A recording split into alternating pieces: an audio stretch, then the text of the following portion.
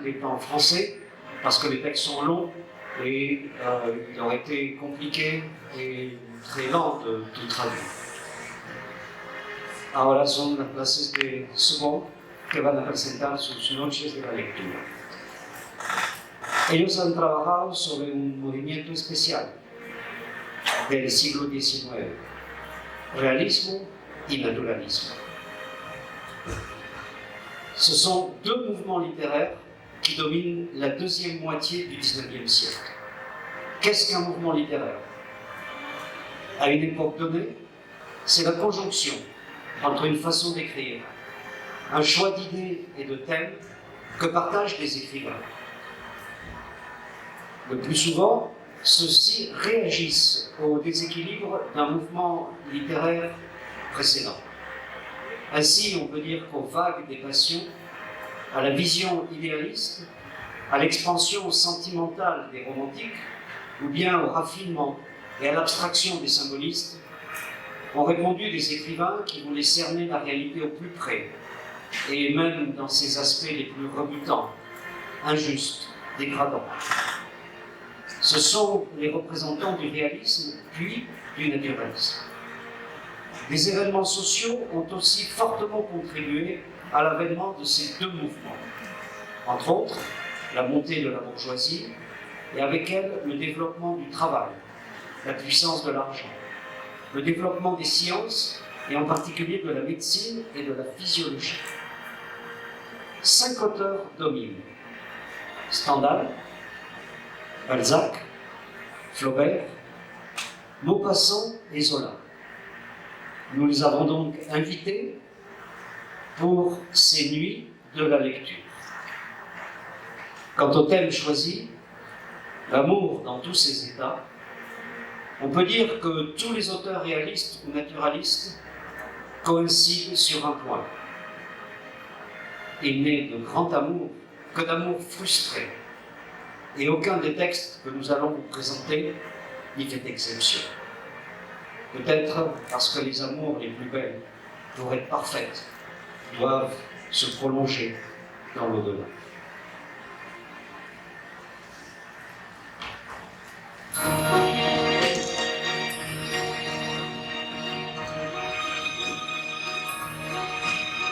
Stendhal. De mon vrai nom, Henri Bey, Stendhal est mon pseudonyme et révivit la demande, car j'y laissais de beaux souvenirs sentimentaux. Mes romans les plus célèbres sont Le Rouge et le Noir et La Chartreuse de Bas. Mon intention est de retransmettre fidèlement la réalité. Le roman permet de le faire, car il est comme un miroir qu'on promenerait sur une route et qui, de temps à autre, capterait aussi le bas côté. De la réalité géographique, ce qui m'a enchanté est l'Italie, pays de paysages où mon âme se retrouve, plein de palais, de monuments et d'œuvres d'art, de cafés, d'opéras et de femmes merveilleuses et une société raffinée qui donne tout son prix à la passion et à l'amour. Et une duchesse qui, en amant, est admirée de tous, sans s'y progresser. Car l'amour est la grande affaire de ma vie, j'appris que chaque matin, quand je me lève, je vais à la chasse au bonheur, c'est-à-dire à la recherche de l'amour. Pas très facile lorsque, comme moi, on est laid et timide. J'ai toutefois laissé à la postérité le nom de mes douces maîtresses, mais j'ai voulu être discret sur les autres, encore plus nombreuses. L'amour est mon état favori, mais aussi mon principal sujet de réflexion. À tel point que j'écris un essai qui s'appelle De l'amour, dans lequel j'explique qu'il y a 4 types d'amour. L'amour physique, l'amour vanité, l'amour goût et l'amour passion, ainsi qu'un processus qui transforme l'être aimé au ciel de l'amant, et que j'ai appelé la cristallisation. Car l'amoureux va progressivement voir l'objet de son amour comme à travers un cristal. J'ai dépouillé au maximum les phrases de mes romans, affirmant par ailleurs que l'idéal de style où je voudrais parvenir est celui du code civil, aux définitions lapidaires comme celle-ci. Tout condamné à mort aura la tête tranchée. Mais, dans mes romans, malgré mon style réaliste, je n'ai pu éviter l'expression de mon romantisme, mais continue. C'est pourquoi mes héros, qui s'appellent Julien Sorel, Fabrice Delongo, Henri Brulard ou Amiel, ont tous des traits autobiographiques, en particulier l'égotisme, cette exaltation du moi. et la vertu, cette énergie qui distingue les âmes bien nées et font que certains de mes personnages soient véritablement des êtres exceptionnels.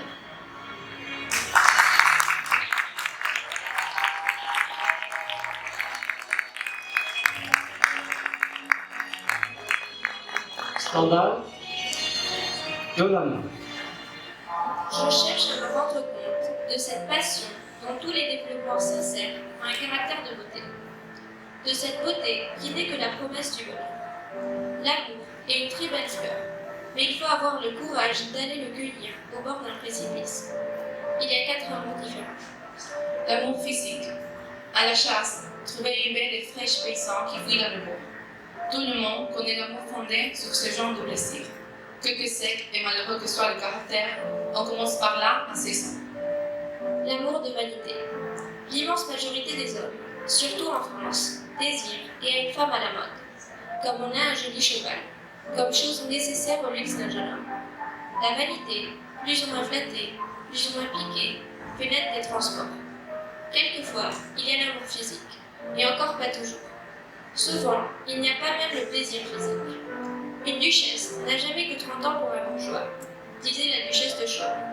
Et les habitués de la cour de cet homme juste, le roi Louis de Hollande, se rappellent encore avec gaieté une jolie femme de l'Aïe qui ne pouvait se résoudre à ne pas trouver charmant un homme qui était duc ou prince. On croit être amoureux et mélancolique, car la vanité aspire à se croire une grande passion. Le plaisir physique, étant dans la nature, est connu de tout le monde, mais n'a qu'un rang subordonné aux yeux des âmes tendres et passionnées. Si elles sont des ridicules dans le salon, si souvent les gens du monde, par leur intrigue, les rendent malheureuses.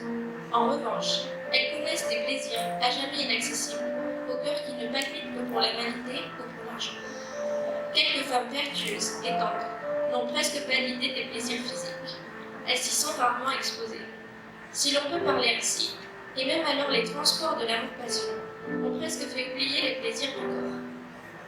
L'amour-goût, celui qui régnait à Paris vers 1760 et que l'on trouve dans les mémoires et romans de cette époque, dans Crébillon, Lausanne, Duclos, Marmontel, Chamfort, Madame d'Épinay, etc., etc.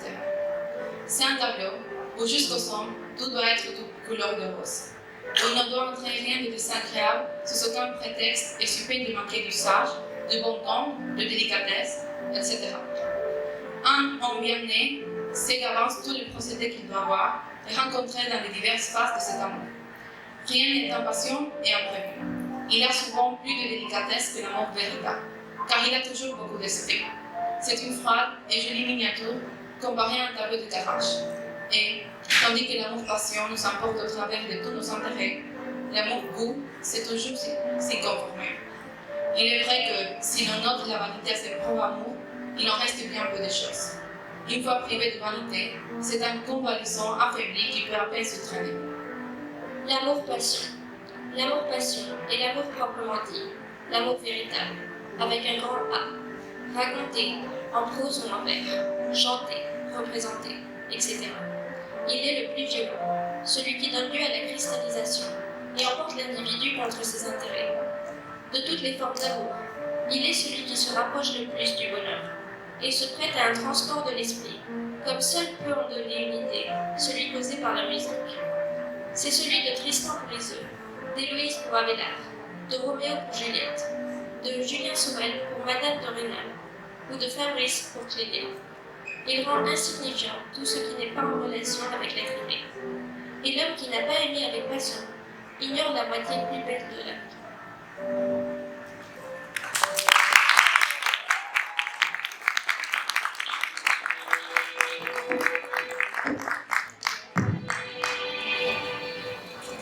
Balzac.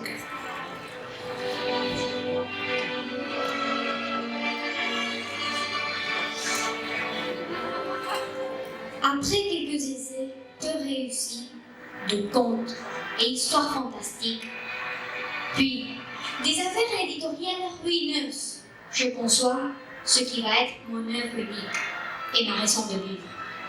Une vaste fresque de la société française entre 1789 et 1850, pour laquelle j'ai utilisé pas moins de 2000 personnages, dont 515 sont récurrents et se promènent d'un roman à l'autre, tels que le médecin Bianchon ou le repris de Justice Vautrin. Et en cela, j'ai été le précurseur de vos BD comme Tintin ou Astérix. Mon but n'est certes pas de reprendre la chronologie des faits que l'on appelle l'histoire, qui n'est en fait qu'une histoire de son, mais l'histoire des mœurs, à travers laquelle on peut distinguer les êtres humains comme le font les sciences avec la zoologie. Ainsi, comme la zoologie distingue et catégorisable un loup, un lion, un âne, un corbeau, le roman dressera le portrait d'un ouvrier, d'un administrateur, d'un avocat et d'un négociant. Leurs objets, leurs paraîtres, leurs entourages vont définir leurs identités. Dans cette œuvre de 90 romans que j'ai appelée la comédie humaine, j'ai voulu dresser l'inventaire des vices et des vertus en faisant concurrence à l'état civil. Pour cela, j'ai étudié les raisons des effets sociaux, le son caché de cet immense édifice qu'est une société.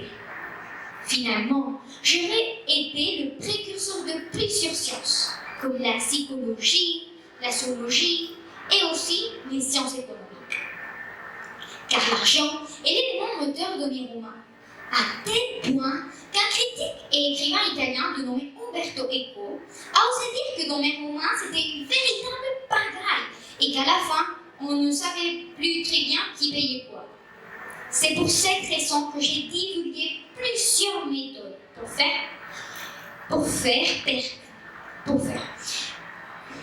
fortune. Mais j'avoue qu'elles n'ont jamais été efficaces pour moi, car toute ma vie, j'ai été perclue de dettes, au point que j'ai parfois dû changer de domicile pour échapper à mes créanciers. C'est aussi pour payer mes dettes que j'ai dû produire autant.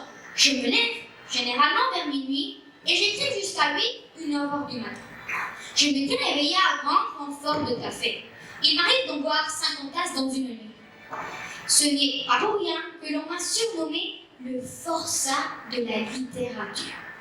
Je vais ensuite m'occuper de mon atelier, car je suis imprimeur et éditeur dans l'après-midi jusqu'au soir. Je mène ma vie sociale, repas, réception, réunions, où je complète mon observation de la société.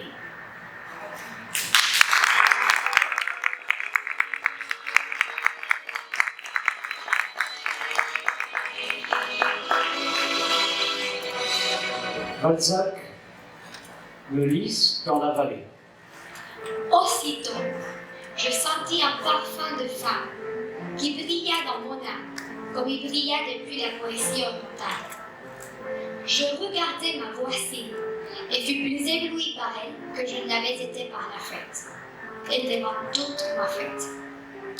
Si vous avez bien compris ma vie intérieure, vous devinerez les sentiments qui sourdisent dans mon cœur. Messieurs, furent tout à coup frappés par des blanches épaules, rebondies sur lesquelles j'aurais voulu pouvoir me rouler. Des épaules légèrement rosées, qui semblaient rougir comme si elles se trouvaient nues pour la première fois. Des pudiques épaules qui avaient une âme, et dont la peau satinée éclatait à la lumière comme un tissu de soie. Ces épaules étaient partagées par le long du Rhin, le long de laquelle roula mon regard, plus hardi que ma main. Je me haussai tout palpitant pour voir le corsage et fus complètement fasciné par une gorge chassement couverte d'une gaze, mais dont les globes assurés et d'une rondeur parfaite étaient douillettement couchés dans les flots de dentelle. Les plus légers détails de cette tête furent des amorces qui réveillèrent en moi des jouissances infinies. Le brillant des cheveux, lissé au-dessus d'un cou velouté comme celui d'une petite fille. Les lignes blanches que le pain y avait dessinées et où mon imagination courut comme un train de frais sentiers, tout me fit perdre l'esprit. Après m'être assuré que personne ne me voyait, je me plongeai dans ce dos comme un enfant qui séchait dans les seins de sa mère. Et je baissai toutes ses épaules en roulant ma tête. Cette femme poussa un cri perçant que la musique empêcha d'entendre. Elle se tourna, me vit et me dit « Ah, monsieur !» Ah, si elle avait dit. Mon petit bonhomme, qu'est-ce qui vous prend donc? Je l'aurais tué peut-être. Mais à ce monsieur, des larmes chaudes jaillirent de mes yeux. Je fus pétrifiée par un regard animé d'une sorte de colère. Par une tête sublime couronnée d'un diadème de cheveux cendrés, en harmonie avec ceux de l'amour. La pourpre de la pudeur offensée étincela sur son visage, que désarmait déjà le pardon de la femme, qui comprend une frénésie quand elle est le principe, et devine des adorations infinies de larmes du repentir. Elle s'en alla par un mouvement de rêve.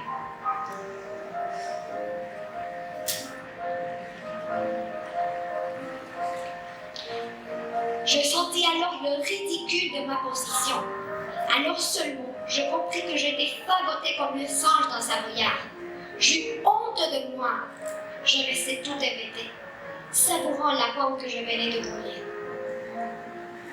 Regardant sur mes lèvres la chaleur de ce sang que j'avais aspiré, ne me répondant de rien, et suivant du regard cette femme descendue des cieux, saisie par le premier accès charnel de la grande fièvre du cœur, j'errais dans le val devenu des cerfs, sans pouvoir y retrouver mon inconnu.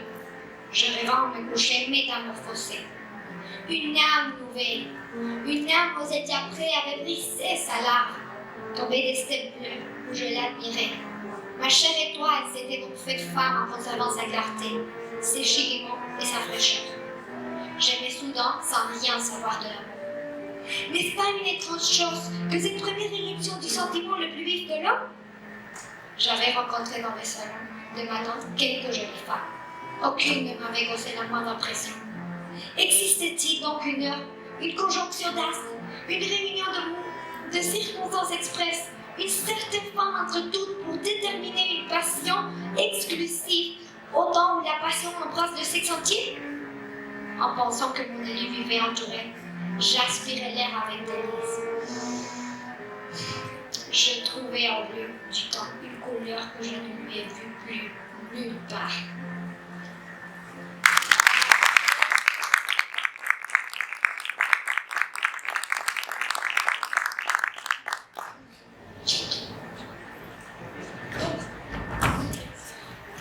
Flaubert.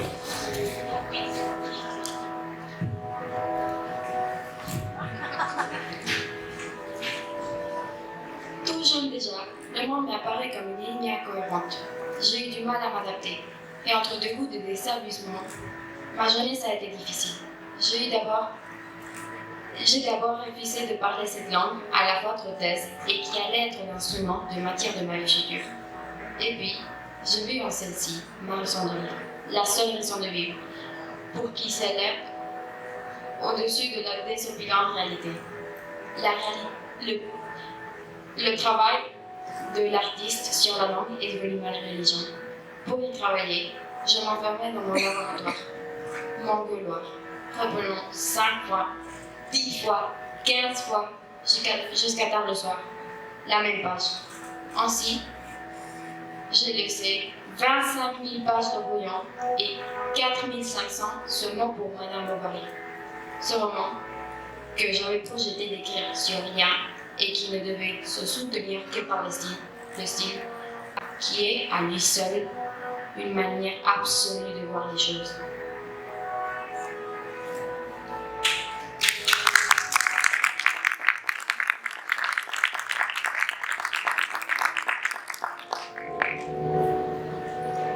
J'avoue que je ne comprends pas très bien pourquoi on m'a considéré un écrivain réaliste, voire naturaliste, alors que je me suis formée avec des écrivains romantiques et que ce n'est par les croissants de documentation que je m'impose pour écrire, mes personnages, mon style, ma façon de voir les choses sont pleinement romantiques.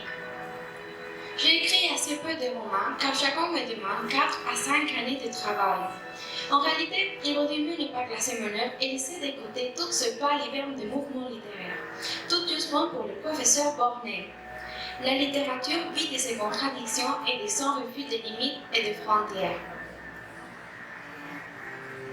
Je l'ai aimé toute ma vie. Je dis bien toute ma vie. Une beauté entre nous. Alors que j'avais 15 ans, sur une plage de Créta, Élise a acheté civière et je ne pus lui parler que 30 ans plus tard. 30 ans trop tard pour tous les deux. Peut-être et c'est pour cela qu'aucun de mes personnages ne trouve l'amour. Je vois la société d'un œil pessimiste, où seuls les médiocres, les inescrupules, les immoraux et les cyniques finissent par triompher. C'est pourquoi dans mes romans, il y a des personnages principaux qui ne sont jamais des héros. À commencer par Emma Bovary, dont je n'ai jamais pu déterminer s'il était admirable ou méprisable. Tous mes personnages, je dis bien tous, souffrent quelque peu de bovarisme, cette maladie de l'âme qui fait que l'on méprise sa vie présente ou lui y rêve. Je me suis aussi attaquée à la bêtise et à la médiocrité sous toutes ses formes.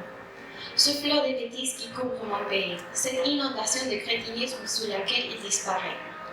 Avec deux de mes personnages, Bobard et Pécuchet, mais aussi avec un bêtisier, c'est-à-dire un dictionnaire des idées reçues, où je collectionne les idées toutes faites et jamais analysées qui meublent l'esprit du bourgeois.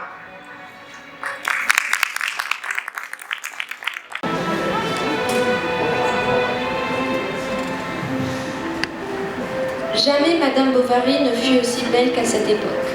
Elle avait cette indéfinissable beauté qui résulte de la joie, de l'enthousiasme, du succès, et qui n'est que l'harmonie du tempérament avec les circonstances. Ses convoitises, ses chagrins, l'expérience du plaisir et ses illusions toutes jeunes font en fleurs le fumier, la pluie, les vents et le soleil. L'avait par gradation développée, et elle s'épanouissait enfin dans la plénitude de sa nature. Ses paupières semblaient taillées tout exprès pour ses longs regards amoureux, où la prunelle se perdait, tandis qu'un souffle fort écartait ses narines minces et relevait le coin charnu de ses lèvres, qu'ombrageait à la lumière un peu de duvet noir. On eût dit qu'un artiste habile, en corruption, avait disposé sur sa nuque la torsade de ses cheveux. Ils s'enroulaient en une masse lourde, négligemment, et selon les hasards de l'adultère, qui les dénouait tous les jours. Sa voix maintenant prenait des inflexions plus molles, sa taille aussi. Quelque chose de subtil qui vous pénétrait se dégageait même des draperies de sa robe et de la cambrure de son pied. Charles, comme au premier temps de son mariage, la trouvait délicieuse et tout irrésistible. Quand il rentrait au milieu de la nuit, il n'osait pas la réveiller. Emma ne dormait pas. Elle faisait semblant de dormir. Et tandis qu'il s'assoupissait à ses côtés, elle se réveillait en outre-mer.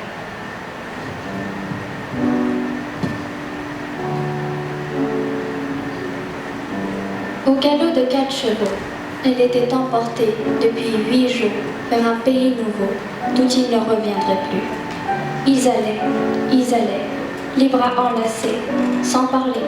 Souvent du haut d'une montagne, ils apercevaient tout à coup quelques cités splendides, avec des dômes, des ponts, des navires, des forêts de citronniers et des cathédrales de marbre blanc, dont les clochers aigus portaient des nids de cigognes. On marchait au pas, à cause des grandes dalles, et il y avait par terre des bouquets de fleurs que vous offraient des femmes habillées en corset rouge. On entendait sonner les cloches, hennir les mulets, avec le murmure des guitares et le bruit des fontaines, dont la vapeur s'envolant rafraîchissait des tas de fruits disposés en pyramide au pied des statues pâles qui souriaient sous les jets d'eau. Et puis ils arrivaient un soir dans un village de pêcheurs où des filets blancs séchaient au vent le long de la falaise et des cabanes. C'est là qu'ils s'arrêteraient pour vivre. Ils habiteraient une maison basse, à toit plat, ombragée d'un palmier au fond d'un golfe au bord de la mer. Ils se promèneraient en gondole, ils se balanceraient en hamac, et leur existence serait facile et large comme leurs vêtements de soie, toute chaude et étoilée comme les nuits douces qu'ils contempleraient. Cependant, sur l'immensité de cet avenir qu'elle se faisait apparaître, rien de particulier ne surgissait. Les jours, tous magnifiques, se ressemblaient comme des flots, et cela se balançait à l'horizon, infini, harmonieux, bleuâtre et couvert de soleil. Sentimental.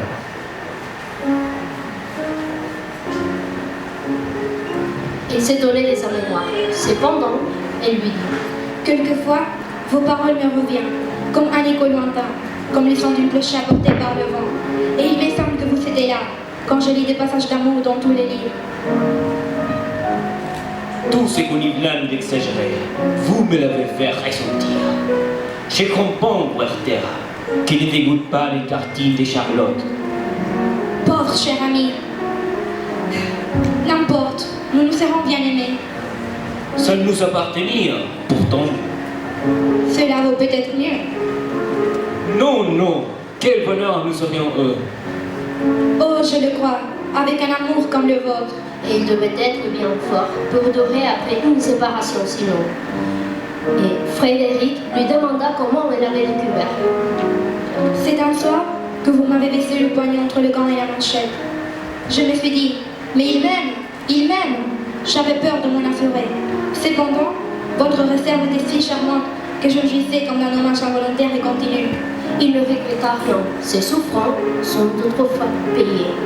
Quand il rentrait, Madame Arnoux ôta son chapeau. La lampe, posée sur une console, éclaira ses cheveux blancs. Ce fut comme un or tombé poitrine. Pour lui cacher ses déceptions, il se posa par terre à ses genoux et, prenant ses mains, se mit à lui dire des tendresses. Votre personne, vos moindres mouvements me semblaient avoir dans le monde une importance extrême.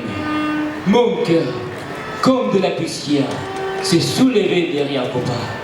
Vous me faisiez l'effet d'un clair de lune, par humilité. Côté de parfum, ombre lisse, blancheur infinie, et les délices de la chair et de l'âme étaient contenues pour moi dans votre nom que j'aimais répéter en te chantant mes sessions. Je n'imaginais rien au-delà. C'était Madame Arnoux, telle que vous étiez, avec ses deux enfants, tendres, sérieuse, fait la éblouir.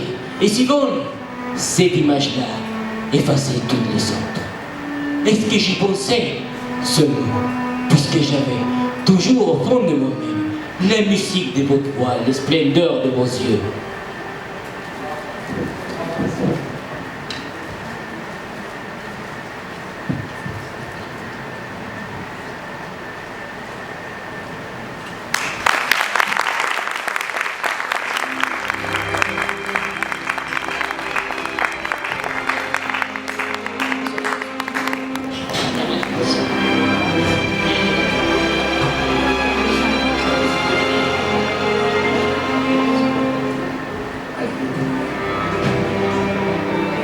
Guide de Maupassant.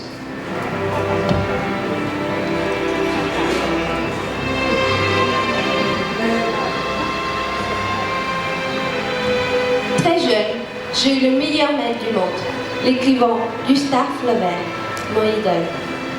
Il a impitoyablement déchiré mes premiers écrits de ce que je trouve mon style, rapide, ironique, incisif, parfaitement adapté au genre que l'on appelle maintenant nouvelle, mais que dans mon temps on appelait conte. J'ai pu y donner libre cours à ma verve et exorciser ma vision nihiliste du monde et de la société.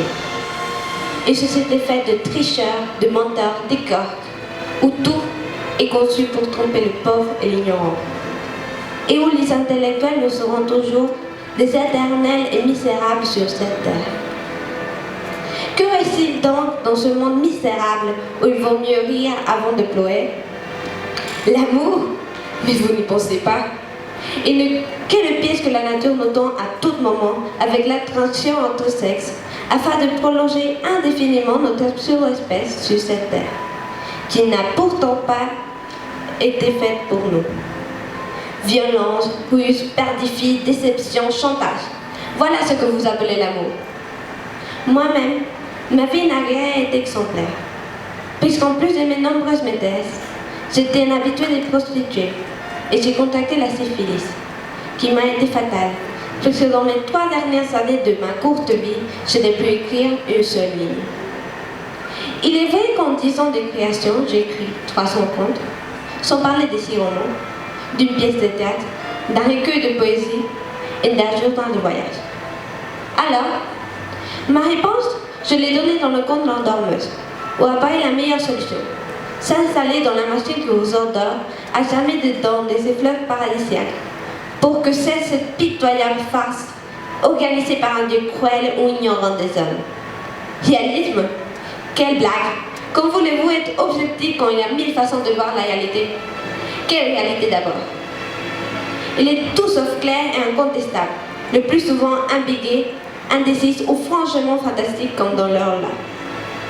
Alors, plutôt que d'écrivains réalistes, parlons plutôt des illusionnistes. Ils savent créer le réel au moyen du vraisemblable.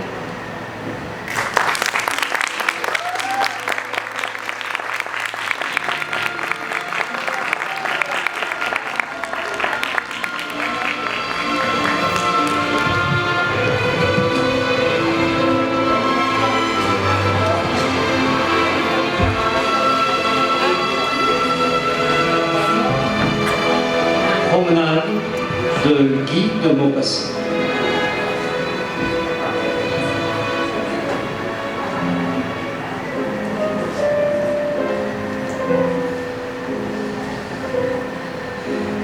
Quand le père Laura, teneur de livres chez Messieurs Labus et compagnie, sortit du magasin, il demeura quelques instants ébloui par l'éclat du soleil couchant. Il avait travaillé tout le jour sous la lumière jaune du bec de gaz, au fond de l'arrière-boutique, sur la cour étroite et profonde comme un puits. La petite pièce, où depuis 40 ans il passait ses journées, était si sombre que même dans le fort de l'été, c'est à peine si on pouvait se dispenser de l'éclairer de 11h à 3h. Il le faisait toujours humide et froid, et les émanations de cette sorte de fosse, où s'ouvrait la fenêtre, entraient dans la pièce obscure, l'emplissaient d'une odeur moisie et d'une puanteur d'égout. Monsieur Laura, depuis 40 ans, arrivait chaque matin à 8h du matin dans cette prison, et il y est demeuré jusqu'à 7h du soir, courbé sur ses livres, écrivant avec une application de bon employé. Il gagnait maintenant 3 000 francs par an, ayant débuté à 15 000 francs. Il était demeuré célibataire, ses moyens ne lui permettant pas de prendre femme. Et n'ayant jamais joui de rien, il ne désirait pas grand-chose. De temps en temps, cependant, lors de sa vaisselle monotone et continue, il formulait un vœu platonique. Christi, si j'avais 5 000 livres de rente, je me la coulerais douce. Il ne se l'était jamais coulé douce, d'ailleurs, n'ayant jamais eu que ses appointements mensuels. Sa vie s'était passée sans événements, sans émotion et presque sans espérance. La faculté des rêves, que chacun porte en soi, ne s'était jamais développée dans la médiocrité de ses ambitions. Son existence tout entière s'était donc accomplie dans les 3 bureaux sombres tapissés du même papier. Il y était entré jeune, comme aide de M. Brumont, et avec le désir de le remplacer. Il avait remplacé et n'attendait plus rien. Toute cette moisson de souvenirs que font les autres hommes dans leur courant de leur vie, les événements imprévus, les amours douces ou tragiques, les voyages aventureux, tous les hasards d'une existence libre lui étaient demeurés étrangers. Les jours, les semaines, les mois, les saisons, les années s'étaient ressemblés. À la même heure, chaque jour, il se levait, partait, arrivait au bureau, déjeunait, s'en allait, dîner et se couchait, sans que rien n'eût jamais interrompu la régulière monotonie de ces mêmes actes, des mêmes faits et des mêmes pensées. Autrefois, il regardait sa moustache blonde et ses cheveux bouclés dans la petite glace ronde laissée par son prédécesseur. Il contemplait maintenant, chaque soir, avant de partir, sa moustache blanche et son front chauve dans la même glace. 40 ans s'étaient écoulés, longues et rapides, vite comme un jour de tristesse, et pareils comme les heures d'une mauvaise nuit. 40 ans dont il ne restait rien, pas même un souvenir, pas même un malheur, depuis la mort de ses parents. Rien. Ce jour-là, M. Laura demeura ébloui sur la porte de la rue, par l'éclat du soleil couchant. Et au lieu de rentrer chez lui, il eut l'idée de faire un petit tour avant dîner, ce qui lui arrivait 4 ou 5 fois par an. Il gagna le boulevard où coulait un flot de monde sous les arbres reverdis. C'était une soir de printemps, un de ces premiers soirs chauds et mous qui troublent les cœurs d'une ivresse de vie. Monsieur Laura allait de son pas sautillant de vieux. Il allait avec une gaieté dans l'œil, heureux de la joie universelle et de la tiédeur de l'air. Il gagna les Champs-Élysées et continua de marcher, ranimé par les effluves de jeunesse qui passaient dans l'église. Le ciel entier flambait, et l'arc de triomphe découpait sa masse noire sur le fond éclatant de l'horizon, comme un géant debout dans un incendie.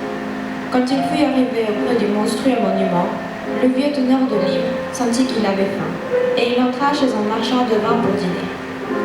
On lui servit devant la boutique, sur le trottoir, un pied de mouton poulette, une salade et des asperges, et M. Lerat fit le meilleur dîner qu'il eût fait depuis longtemps.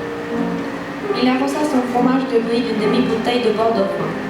Puis, il but une tasse de café, ce qui lui arrivait rarement, et ensuite un petit verre de fine champagne. Quand il eut payé, il se sentit tout guéguerré, un peu troublé même, et il se dit « Voilà une bonne soirée. Je vais continuer ma promenade jusqu'à l'entrée du bois de Boulogne. Ça me fera du bien. » Il repartit. Un vieillard que chantait autrefois une de ses voici le revenait obstinément dans la tête. Quand le voix reverdit, mon amoureux me dit « Viens respirer ma belle, sous la tonnelle. » Il le fredonnait sans fin, le recommençait toujours. La nuit était descendue sur Paris, une nuit sans vent, une nuit d'étouffe. Monsieur Lerat suivait l'avenue du bois de Boulogne et regardait passer les fiacres. Ils arrivaient, avec leurs yeux brillants, l'un derrière l'autre, laissant voir, une seconde, un couple enlacé, la femme en robe claire et l'homme vêtu de noir. C'était une longue procession d'amoureux, promenés sous le ciel étoilé et brûlant. Il en venait toujours. Ils passaient, allongés dans les voitures, muets, seraient l'un contre l'autre, perdus dans l'hallucination, dans l'émotion du désir, dans le frémissement de l'étreinte prochaine. L'ombre chaude semblait pleine de baisers qui voltaient, flottaient. Une sensation de tendresse alanguissait l'air, le faisait plutôt étouffer. Tous ces gens enlacés, tous ces gens glissaient de la même attente, de la même pensée, faisaient courir une fièvre autour d'eux. Toutes ces voitures, pleines de caresses, jetaient sur leur passage comme une émanation subtile et troublante. Monsieur Lerat, un peu là à la fin de marché, s'assit sur un banc pour regarder défiler ce fiacre chargé d'amour. Et, presque aussitôt, une femme arriva près de lui et prit place à son côté.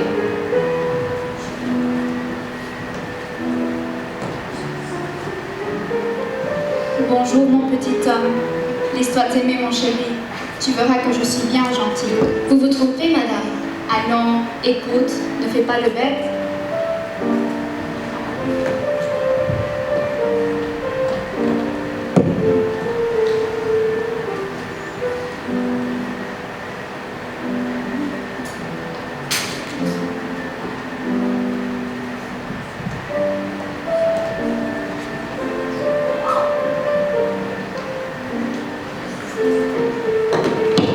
Voulez-vous vous asseoir un moment près de moi, mon joli garçon?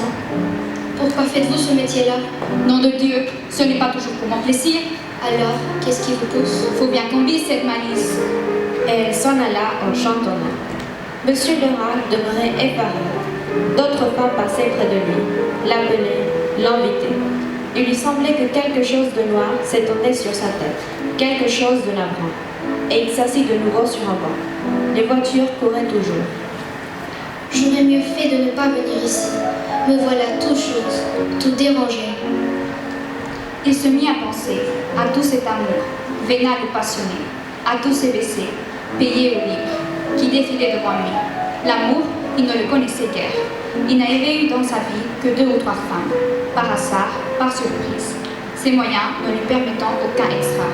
Et il songeait à cette vie qu'il avait menée, si différente de la vie de tous, à cette vie si sombre, si morne, si plate, si vide. Il y a des êtres qui n'ont pas vraiment de chance. Et tout d'un coup, comme si une voile épée se fût déchirée, il aperçut la misère, l'infini, la monotone misère de son existence, la misère passée, la misère présente, la misère future. Les derniers jours pareils au premier, sans rien devant lui, rien derrière lui, rien autour de lui, rien dans le cœur, rien nulle part. Le défilé de voitures allait toujours. Toujours, il voyait paraître et disparaître, dans le rapide passage du fiacre découvert, les 2 êtres silencieux et enlacés. Il lui semblait que l'humanité tout entière défilait devant lui, grise de joie, de plaisir, de bonheur, et il était seul à la regarder, seul, tout à fait seul.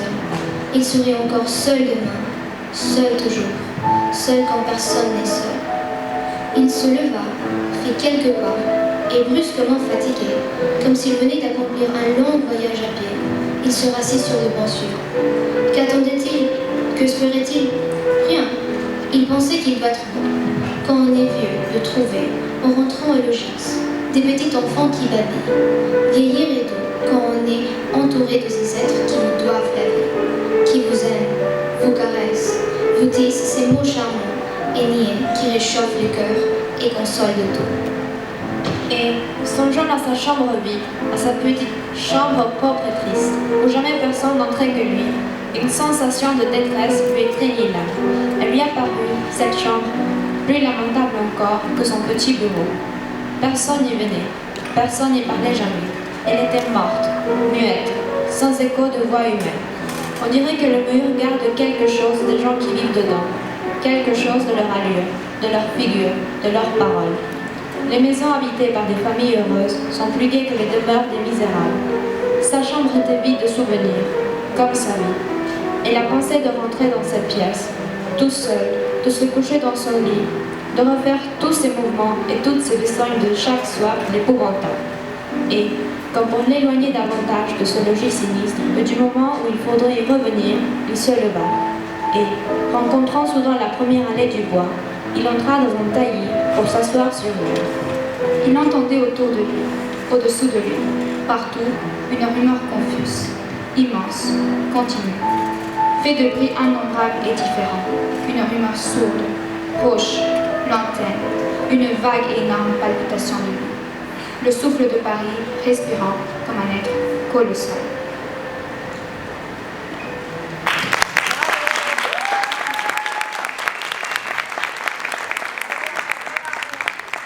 Le soleil, déjà haut, versait un flot de lumière sur le bois de Boulogne. Quelques voitures commençaient à circuler et les cavaliers arrivaient gaiement. Un couple allait au pas dans une allée déserte. Tout à coup, la jeune femme, levant les yeux, aperçut dans les branches l'assommoir qui raconte la vie et la déchéance de la classe populaire à Paris me fit réellement connaître au public. Il appartient à une longue série d'une vingtaine de romans qui explorent la société à travers la vie de deux familles, les Rougon-Macquart, et dans laquelle j'appliquais ma théorie principale, à savoir que nous sommes le résultat des lois de l'hérédité et du milieu. Autant vous dire que j'ai d'abord considéré la littérature comme un domaine scientifique, où l'écrivain doit faire des expériences en confrontant ses personnages aux circonstances, comme le chimiste met ses produits en un milieu donné. C'est cela que j'ai appelé le roman expérimental. Ajouté à cela, influencé par les théories déterministes, j'ai créé le darwinisme social, par lequel je montre que les individus sont sous la domination de trois grands appétits. L'appétit de jouissance, l'appétit de pouvoir et l'appétit de savoir. Cela a créé une hiérarchie chez les hommes, mais il ne m'appartient pas de juger. C'est au lecteur d'en décider. Enfin, je me documente d'une façon particulière. Je vais vivre sur les lieux où vont évoluer mes personnages, que ce soit les rues de Paris, les mines de charbon, les grands magasins ou les halles. Mes voyages et mes carnets ont parfois fait la moquerie d'autres écrivains, mais je suis scrupuleux dans mes méthodes de travail. Et pour la même raison, j'ai délaissé un vocabulaire technique, voire scientifique, que l'on m'a souvent reproché. Mais, comme je vous l'ai déjà dit, pour moi, la littérature se rapproche des sciences exactes. Nous autres écrivains sommes des moralistes expérimentateurs. Il est vrai que par la suite, j'ai nuancé et corrigé cette vision, car je me suis rendu compte que la centaine de nouvelles que j'ai écrites sous des apparences de naturalisme tiraient franchement au romantisme, et que la plupart de mes romans reposait sur des allégories comme le ventre de Paris, le coffre de la curée, la lamprique de l'assommoir, la locomotive de la bête humaine ou les mines de charbon de Germinal ou les magasins du bonheur des dames. C'est là que j'ai compris qu'une œuvre d'art est un coin de la création vu à travers un tempérament. Autant vous dire que cette idée remettait quelque peu en question toutes mes méthodes sur le naturalisme. Tout comme Voltaire, au procès de Calas, je me suis engagée dans l'affaire Dreyfus, injustement accusé de trahison. Cela m'a valu une énorme hostilité de la part des milieux conservateurs, mais aussi de certains de mes confrères journalistes, et m'a coûté bien des efforts. J'ai même dû quitter la France et m'exilier à Londres, et c'est sans doute pour cela que ma candidature a été refusée à l'Académie française, où j'ai postulé pas moins de 25 fois. Et finalement, m'a coûté la vie, puisque ma cheminée a été embouchée par un sabotage commandité qui a provoqué mon asphyxie.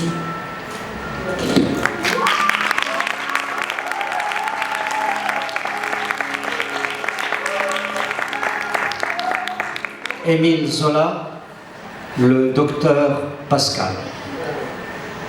À quoi aurait douté la misère et s'est donné tant de peine, puisqu'il suffisait pour goûter tous les bonheurs possibles d'être ensemble. Lui pourtant s'effraya. Mon Dieu, nous avions si peur de cette soirée, et c'est raisonnable d'être heureux ainsi. Qui sait ce qui demain nous garde? Mais elle lui mit sa petite main sur la bouche. Non, non. Demain, nous nous aimerons comme nous nous aimons aujourd'hui. Aime-moi de toute ta force, comme je t'aime. Et jamais il n'avait mangé de si bon cœur. Elle montrait son appétit de fille à l'estomac solide. Elle mordait à pleine bouche dans les pommes de terre, avec derrière les dissants admirables, meilleur que les mille plus vantés. Lui aussi avait retrouvé son appétit de 30 ans. Des grands coups d'eau pure le semblaient divins. Puis les raisins comme dessert les ravissaient.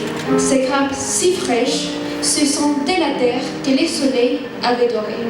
Il mangeait trop, il s'était cru d'eau et de fruits, de gaieté surtout. Il ne se souvenait pas d'avoir fait un gala pareil. Le premier déjeuner lui-même, avec tout un luxe de côtelettes, de pain et de vin, n'avait pas eu cette ivresse, ce bonheur de vivre, où la joie d'être ensemble suffisait. Changer la faïence en mességueur, la nourriture misérable en une céleste cuisine, comme les dieux n'en goûtent point. La nuit s'était complètement faite, et il n'avait pas allumé des lampes, heureuse de se mettre au lit tout de suite. Mais les fenêtres restaient grandes, ouvertes sur le vaste ciel d'été.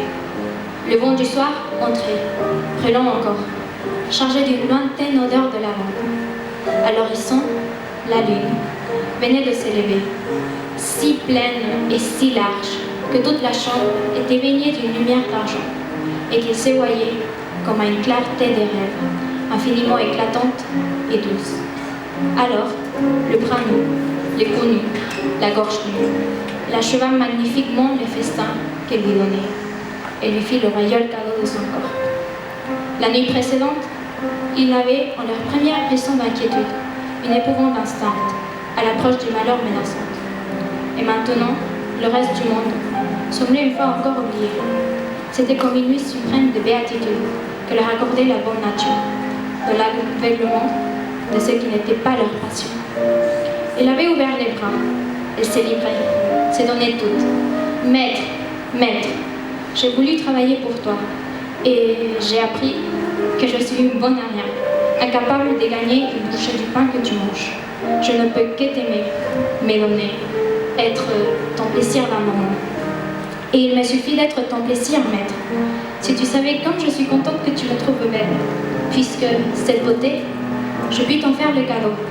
Je n'ai qu'elle, et je suis si heureuse de te rendre heureux. Et l'Athénée, d'une entraîne ravie, il murmura. Ah, oui, belle, la plus belle et la plus désirée. tous ces pauvres bijoux dont j'ai déparé l'heure, les pierreries, ne valent pas les plus petits coins du Satan de ta peau. Un de tes ongles, un de tes cheveux sont de richesse inestimable. Je me serai des vêtements un à un les signes de mon père. Et maître, écoute bien, ma joie est que tu sois âgé et que je suis jeune, parce que le cadeau de mon corps te ravit davantage. Tu serais jeune comme moi. Le cadeau de mon corps te ferait moins de plaisir et j'en aurais moins de bonheur. Ma jeunesse et ma beauté, je ne suis fière que pour toi, je n'en triomphe que pour tes laissons. Il était pris d'un grand tremblement. Ses yeux se mouillaient à la sentir sienne à ce point, et si adorable et si précieuse. Tu fais de moi le maître le plus riche, le plus puissant. Tu me combles de tous les biens. Tu me verses la plus divine volonté qui puisse emplir le cœur d'un homme. Et elle s'est donnée davantage, et s'est donnée jusqu'au sang de ses veines. Prends-moi donc, maître, pour que je disparaisse et que je m'anéantisse en toi. Prends ma jeunesse, prends-la toute en un coup, d'un seul baiser, et voilà tout d'un trait. Et puis cela, qu'il en reste seulement un peu de miel à tes lèvres. Tu me rendrais si heureuse. C'est moi encore qui te serai reconnaissante. Maître, prends mes lèvres, puisqu'elles sont fraîches. Prends mon haleine, puisqu'elle est pure. Prends mon cou, puisqu'il est doux, à la bouche qui le baisse. Prends mes mains, prends mes pieds, prends tout mon corps, puisqu'il a un bouton à peine ouvert, un satin délicat, un parfum dont tu t'écrisses. Tu entends, maître, que je sois un bouquet vivant et que tu me respires, que je sois un jeune fruit délicieux et que tu me goûtes, que je sois une caresse sans fin et que tu te baignes en moi. Je suis ta chose, la fleur qui a poussé à tes pieds pour te plaire, l'eau qui coule pour te rafraîchir, la sève qui bouillonne pour te rendre jeunesse. Et je ne suis rien, maître, si je ne suis pas tienne. Elle s'éloigna et il apprit. À ce moment, un reflet de lune déclaré dans son nudité souveraine, elle apparut comme la beauté même de la femme, à son immortel printemps. Jamais il ne l'avait vue si jeune, si blanche, si divine. Et il la remercié du cadeau de son cœur, comme si elle lui eût donné tous les trésors de la terre.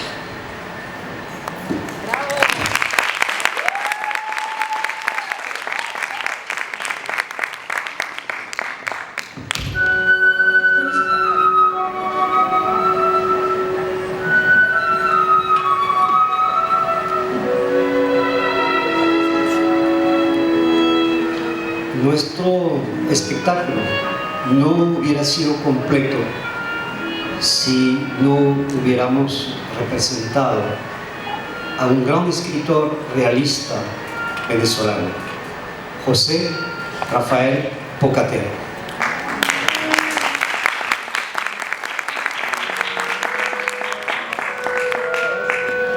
Fui un precursor en la literatura de mi país.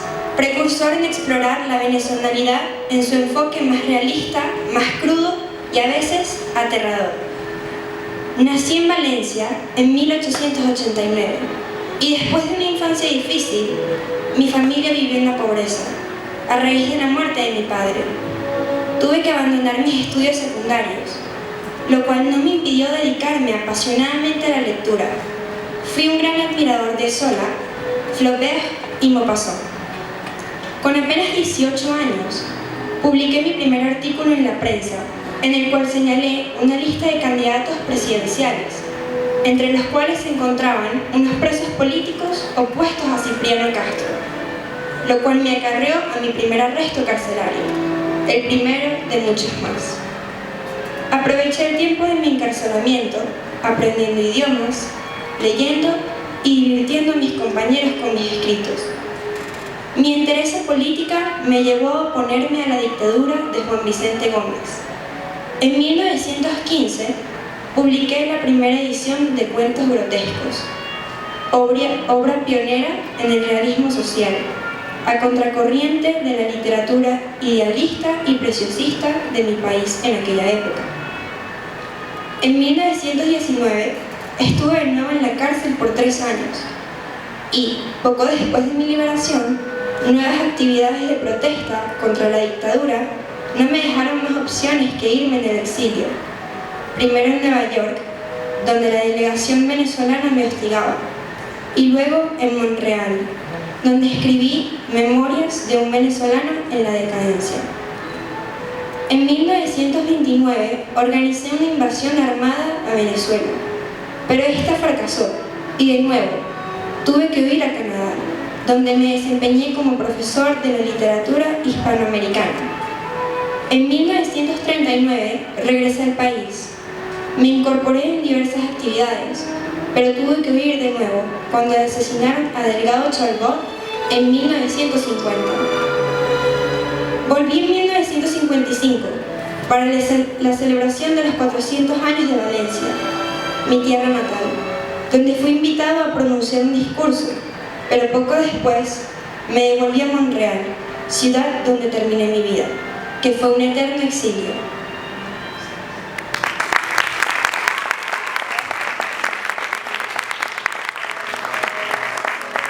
Un cuento de José Rafael Pocaterra, Los Come Muertos.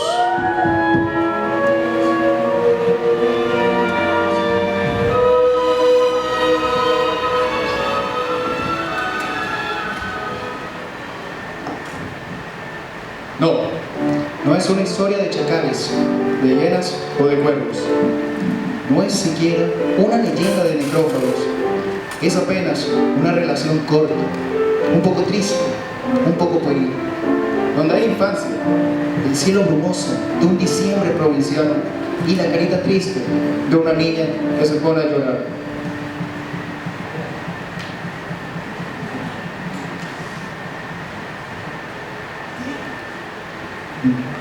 Los Giuseppe eran una familia calabresa, hambrienta, desarrapada y sucia, que vivían en un rincón de tierra, en una cabaña hecha de pedazos de palo, de duelas, de restos de urnas robados, en el cementerio de Murillo, una de cuyas tapias derruidas lindaba con la vivienda de los Giuseppe, si es que puede llamarse vivienda, un cacho de tierra colorada, 10 o 12 mantas de cambur, un manco y bajo el mango los techos de la saúva, de latas y piedras, y bajo la casa, la familia, dos muchachos como hechos hachazos, con los brazos muy largos y las manos muy grandes, y los pies enormes, rojos de pelambre erizada, como los pelos de los gatos monteses, y que ayudaban al viejo en trabajos de mozo de cuadra, en la ciudad, a veces, y a veces en el merodeo de los corrales. Además, una chica rubia, también pecosa y pelirroja, con nombre lindo de princesa, Mafalda, 4 cacharros, hambre, vagancia, fealdad del paisaje, de los habitadores, y el concepto mismo que tenía la ciudad hacia aquel torpe rincón de cementerio, donde vivían unos italianos que comían muertos.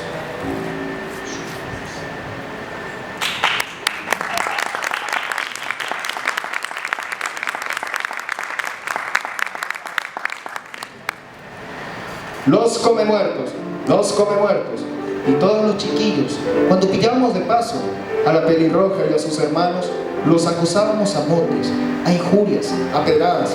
Solo el viejo, torpe, mugriento, con una de esas barbas aborrascadas que no terminan de crecer nunca, y la pipa de barro colgándole de la mandíbula, se libraba de nuestra agresión, inspiraba temor a aquel calabrés de hombros cuadrados y aire vago del sepultero.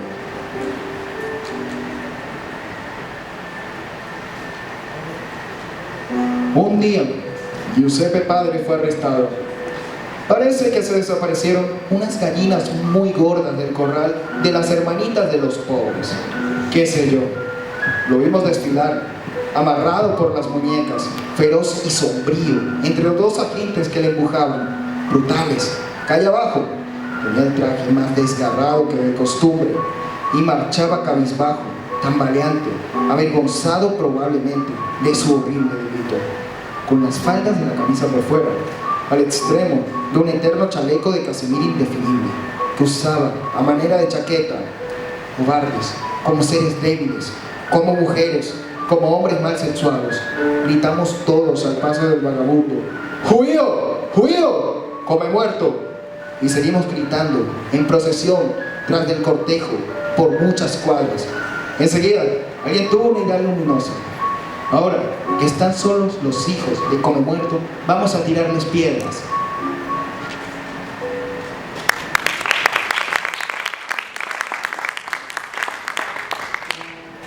Caímos como una tromba sobre la barraca. Los dos Giuseppe contestaron al ataque vigorosamente, rechazándonos a pedrada limpia desde las barras del corral. De los 12 o 13 que éramos, alguno se retiró cojeando, otro con la cabeza rota, y un tercero, al tratar de huir ante la furiosa carga que los dos muchachos desesperados intentaron más allá de la palizada, rodó barranco abajo, estropeándose la nariz. Pero cercados por todas partes, lapidados por 20 manos, tuvieron que ampararse de nuevo tras las tapias de la vivienda. No obstante, nos tenían a raya. Sus pedradas, certeras, furiosas, pasaban zumbando por nuestros oídos. Otras dos bajas. Uno que gritó al lado mío, poniéndose ambas manos sobre un ojo. Otro que saltaba en una sola pierna, cogiéndose el pie, aporreado en lo alto del muslo. ¡Ay, Carrizo! ¡Ay, ay, ay, Carrizo! El ala de la derrota batió un instante sobre nosotros. Hubo una vacilación, pero alguno, estratégico, me gritó: ¡tú, que te metas por el cementerio y los cojas de atrás para adelante! Comprendí, y sin vacilar, los ojos inyectados de ira y los bolsillos repletos de piedras, trepé la tapia, y con un guarataro en cada mano, por entre las tumbas viejísimas de ahora un siglo y los montículos cubiertos de ásperos cojíos y las cruces de madera podrida, avancé, cauteloso, con todo el instinto verdadero de la acechanza, en plena alevosía de pequeña Alemania feroz. A pocas varas, entre dos sarcófagos, una sombra fugitiva, un harapo oscuro, un ser que huía, trató de ocultarse tras de una tumba, pero antes de conseguirlo, una certera pedrada lo tendió, bataleando entre la hierba. Corrí hacia mi presa, lanzando un alarido de triunfo. Sobre un montículo cubierto de hierbajos, una fosa sin duda, estaba Mafalda, la pelirroja. Tenía la frente abierta por un golpe horrible, y un hilillo de sangre iba desde la sien hasta la hierba, trazando un caminito rojo, muy delgado. Era como la cinta encarnada del rabo de los paparrayos. Entorpecido, alocado, corrí hacia la muchachita caída, que abría los ojos llenos de estupor. Luego se llevó la mano a la herida, sintióse la humedad de la sangre y rompió a llorar. Son ellos. A mí no me hagan nada, ya no sé tirar piedras. Y arrodillada se arrastraba a mis pies, las mechas en desorden, semejante a una gran trágica, con todo el pelo rojo, como una llamarada. Yo no sé ni cuándo.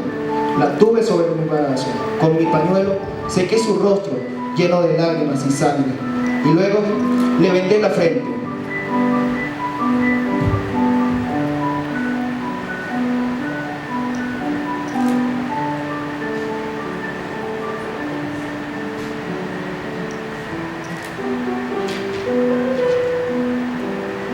Lloraba a pequeños sollozos y explicaba que huyendo de la pedrea había saltado la tapia, refugiándose en el cementerio. Estaba avergonzado, lleno de dolor, de desesperación, contra los demás, contra mí mismo. Cuando ya, más tranquila, la guiaba para salir de aquel recinto lleno de frescuras vegetales, de vetustes, de piedras, del misterioso encanto que tienen las tierras donde los hombres duermen para siempre. Mafalda me miraba a los ojos con sus pupilas amarillentas, como las de una bestezuela asustada. Había un gran silencio, una suave paz en la tarde. Los otros o habían huido o reñían ya lejos.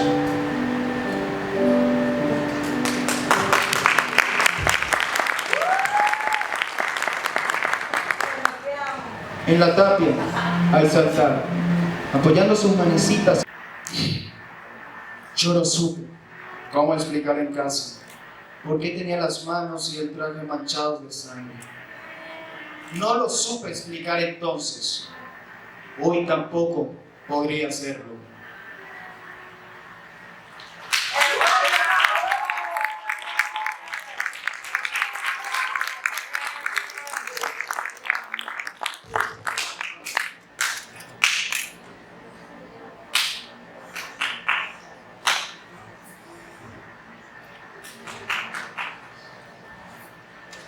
Este cuento de Pocatera, tan bello, tan conmovedor, no puede resistir a la tentación de traducirlo al francés. Tenemos una palabra más o menos equivalente a come muertos, etimológicamente es exactamente así, aunque no es exactamente el sentido que le quiso dar Pocatera. Lo llamé les croque-morts. Et non, il ne s'agit pas d'une histoire de chacal, de hyène ou de corbeau, ni même une légende de nécrophage.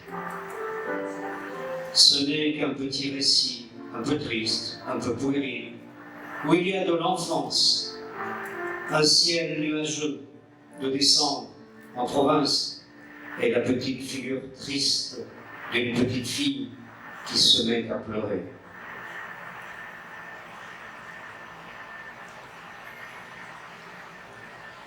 Les Giuseppe étaient une famille originaire de Calabre, affamée, sale et déguenillée, qui vivait sur une petite parcelle, dans une cabane faite de morceaux de bois, de tonneaux et de restes de cercueils volés dans le cimetière de Morillo, dont un des murs en ruine était mitoyen avec leur maison, si toutefois l'on peut appeler maison un croissant de terre ocre, une dizaine de bananiers, un manguier, et sous le manguier, les toits du taudis de zinc et de pierre, et sous ce toit, la famille, 2 garçons qui semblaient avoir été taillés à la hache, aux bras très longs, aux mains très grandes et aux pieds énormes. Rougeaux, aux tignasses hérissées comme les poils des chats sauvages, ils aidaient le vieux, parfois dans ses travaux de journalier, parfois dans ses larcins de basse-cour.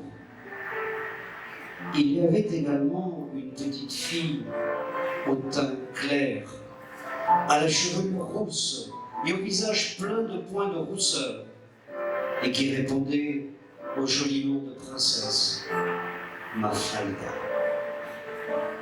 4 revues, la faim, le vagabondage, la laideur du paysage, des occupants. C'est là l'image même que se représentait la ville de ce triste recoin de cimetière où vivaient les croque-morts italiens.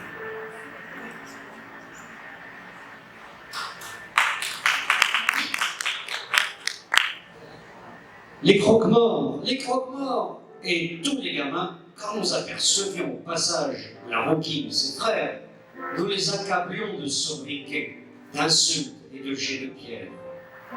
Seul le vieux, hirsute, sale, avec une de ses barbes ébouriffées qui ne termine jamais de pousser, et sa pipe en terre qui pendait toujours de sa mâchoire, était à l'abri de nos agressions. Il nous faisait peur, ce calabré, avec ses épaules carrées et son air de fossoyeur.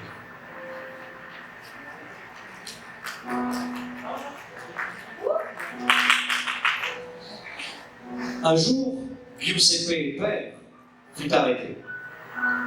On racontait que des poules bien grasses avaient disparu de la basse-cour du couvent des petites sœurs des pauvres, ou quelque chose comme ça.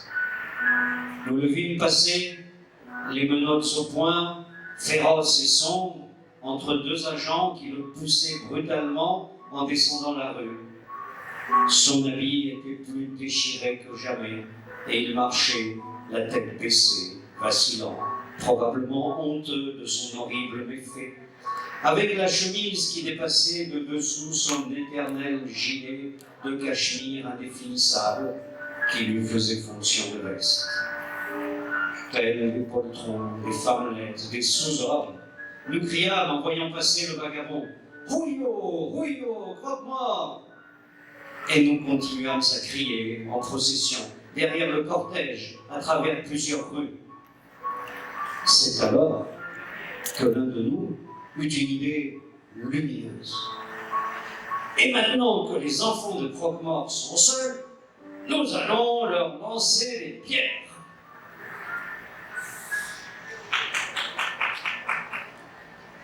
Nous tombâmes comme une tornade sur le baraquement.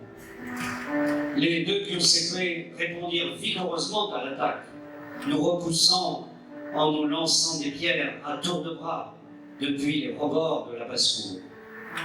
Des 12 ou 13 que nous étions, l'un se retira en boitillant, l'autre, blessé à la tête, et un troisième en essayant d'échapper à la furieuse charge que les deux garçons désespérés avaient entreprise au-delà de la palissade, roula jusqu'au bas du contrefort et se cogna le nez.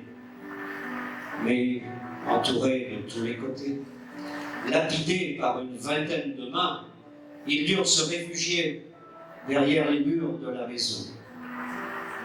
Malgré tout, ils nous maintenaient à distance.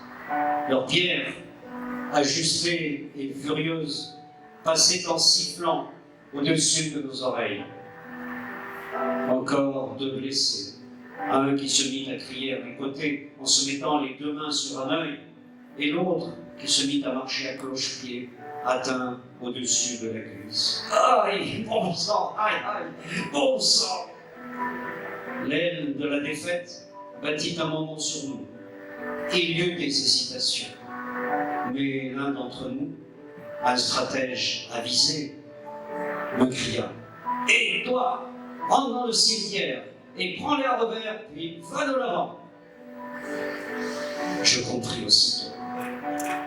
Et sans hésiter, les yeux injectés de colère et les poches pleines de projectiles et un galet dans chaque main, je franchis le mur d'enceinte, puis, entre les tombes, vieilles maintenant de plus d'un siècle, les mottes de terre recouvertes d'âpres courrises et les croix de bois pourris, j'avançai prudemment, avec tout l'instinct de méchanceté et de traîtrise d'un féroce prédateur. À peu de mètres entre deux dalles, une ombre fugace, un rayon obscur, un être qui fuyait, essayait de se cacher derrière une tombe. Mais avant d'y parvenir, un jet de pierre précis l'allongea dans l'herbe où l'on pouvait apercevoir ses jambes gigotées. Je courus en direction de ma proie en jetant un cri de triomphe. Sur un monticule, couvert de mauvaises herbes, sans doute une fosse, se trouvait Mafalda, la rouquine. Elle avait une blessure à la tête, causée par un terrible coup, et un filet de sang qui coulait depuis la tempe jusqu'à l'herbe, traçant un mince sillon rouge comme le ruban écarlate de la queue de cerf-volant. Abasourdi, puis affolé, je courus vers la petite fille qui gisait au sol et ouvrait les yeux pleins d'effroi. Puis elle porta la main à sa blessure et éclata en sanglots. « Ce sont eux, ce sont les autres. Ne me faites pas du mal. Je ne sais pas lancer des pierres, moi. » Et elle se traînait à genoux à mes pieds, les mèches en désordre, telle une grande tragique à la chevelure flamboyante. Je ne sais quand, ni comment, je la retrouvai appuyée sur mon bras. Avec mon mouchoir, je séchai son visage en larmes et en sang, et ensuite je le bandai sous.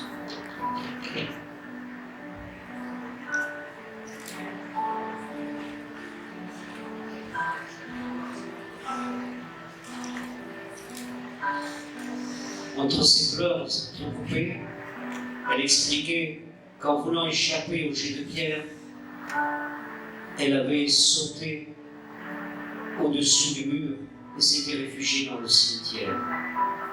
Je me sentis envahi par la honte, le chagrin, puis le désespoir contre les autres, contre moi-même. Quand elle se calma, je l'accompagnai pour sortir de cette enceinte pleine de la fraîcheur des plantes, de la vétusté des pierres, de ce charme mystérieux qui émane des terrains où les hommes dorment de leur dernier sommeil. Mafalda me regardait droit dans les yeux, de ses pupilles mordorées, comme celles d'un petit animal effrayé. Il régnait un grand silence, celui de la douce paix d'une après-midi. Quant aux autres, où ils avaient pris la fuite, ou bien ils continuaient à se battre au loin.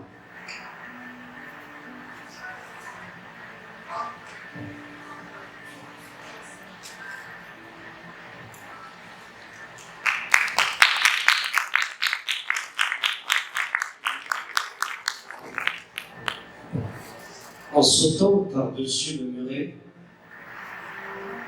elle appuya ses petites mains sur mes épaules et approcha de la mienne sa petite figure rousse, sale, avec le front bandé et ensanglanté. Je n'ai jamais pu oublier l'expression de son regard mordoré qui avait la douceur de cet après-midi jaune sur les tombes. Je vois bien que ce n'est pas de ma faute. Je ne reviens plus avec eux, qui sont méchants et nous lancent des pierres.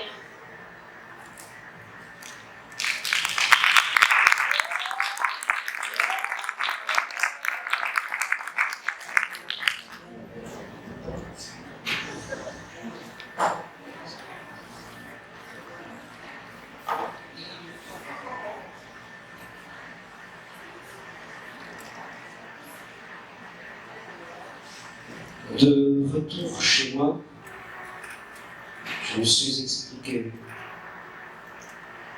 pourquoi j'avais les mains et les vêtements tachés de sang. Je me suis expliqué à ce moment-là.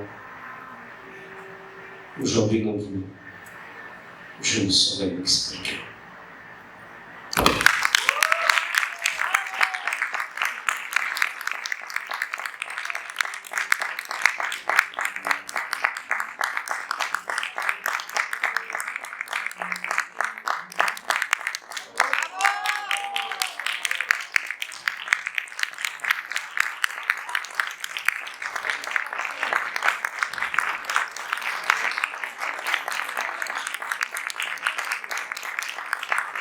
Yo quiero agradecer primero a los alumnos que hicieron un gran esfuerzo, cada uno con un papel o con su ayuda técnica, música,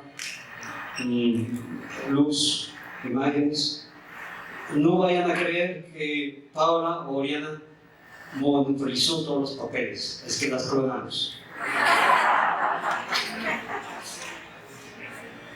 También quiero agradecer a la ayuda de María Eugenia con la informática, Laura Márquez con las imágenes, las proyecciones, el profesor Arias con la música, los técnicos, Rogers y José, y nuestras dos músicas, Johanna Rodríguez, profesora de piano, y Andrea Nieto, también de producción.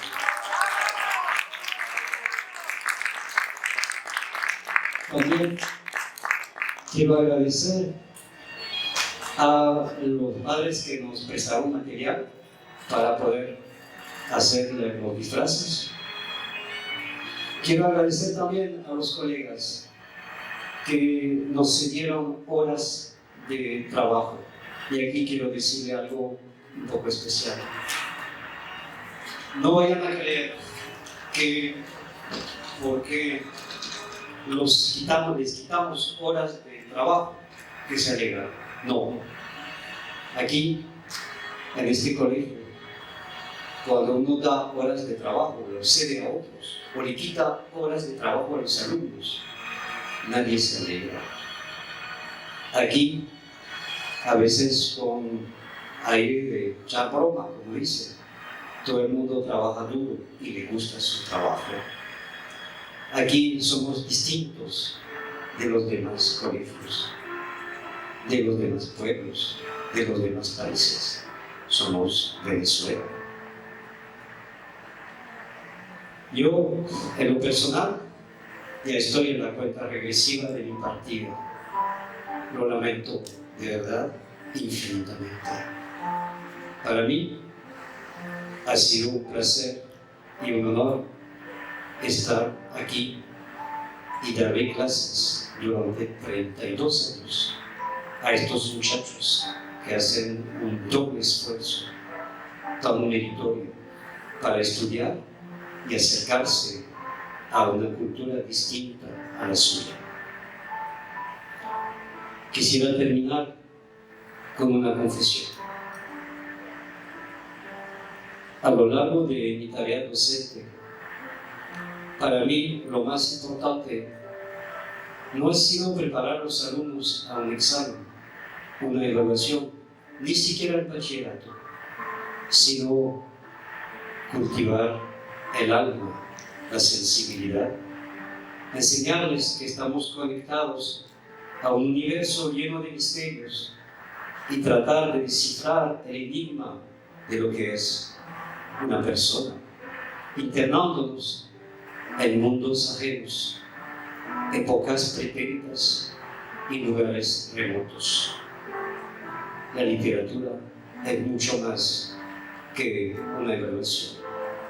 La literatura es crear, sembrar y ampliar la conciencia. Gracias a todos ustedes por su confianza a lo largo de estos años.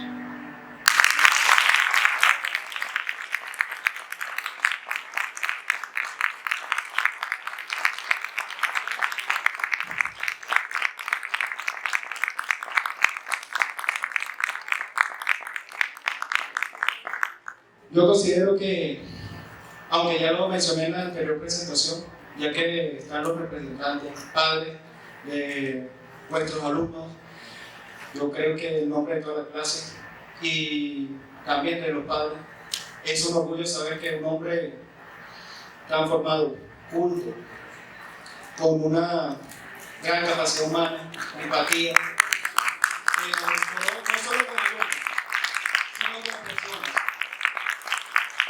no solo nos enseñaste términos gramaticales, literarios, sino humanos.